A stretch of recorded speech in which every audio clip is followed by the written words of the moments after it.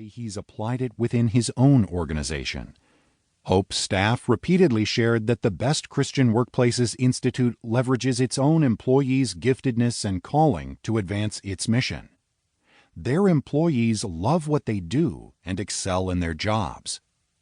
They not only coach and instruct, but also deeply care for the people and organizations they serve. They have found the road to flourishing and are faithfully paving the path for the rest of us. There are proven, highly researched methods to cultivate healthy workplaces, and Al knows them well. Even more, he is passionate about sharing them. If you believe in the importance of workplace culture but don't know how to intentionally shape it, then this book is for you. Whether you regularly ponder and discuss your organization's culture or you have never given it much thought, you will benefit from the principles Al shares in this book. In this book, you will meet leaders who are actively shaping workplace culture.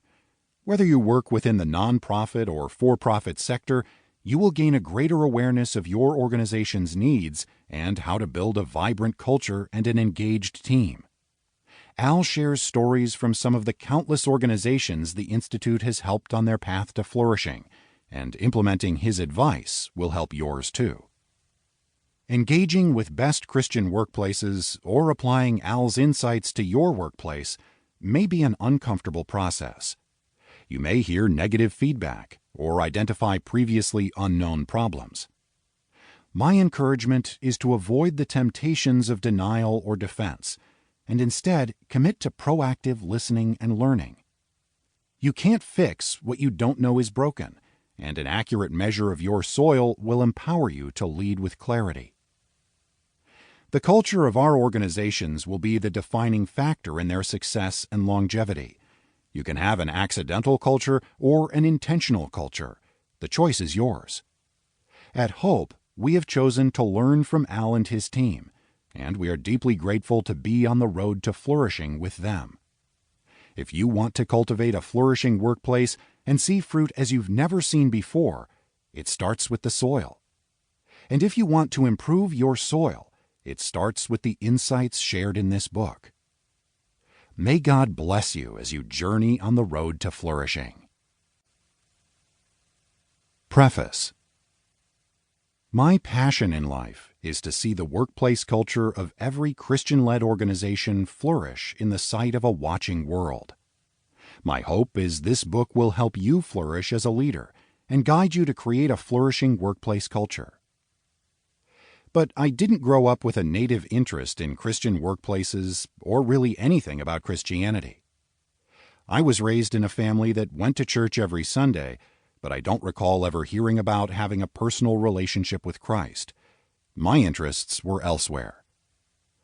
Yet when I was going my own way in the early 1970s, Christ found me in the summer before my junior year at Penn State University, and he changed my life.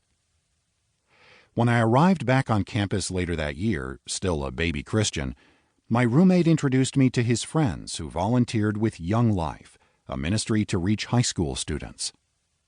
I was eager to share what I had experienced with others, so I joined the local leadership team. These 30 volunteers, mostly Penn State students like me, built relationships in 4 area high schools with teenagers who were far from God. We showed them what it meant to have a real relationship with Christ, and we coached those who embraced Him to grow in their faith. In Young Life, we were always focused on the students God had given us to reach, but along the way, I became fascinated by the genuine Christian community that existed on the leadership team. I had never experienced anything like it in my life. Although I had been part of good teams before, the vitality of this team and its unity around a common goal astounded me. Here we were, a bunch of volunteers with very different personalities, preferences, and gifts, yet we shared something very special. God's Spirit's presence among us seemed to be the difference. The love, peace, patience, and joy we shared made a deep impact on me in the early days of my new life in Christ. I often pondered what it was that made our team flourish. Before long, I concluded that the main reason our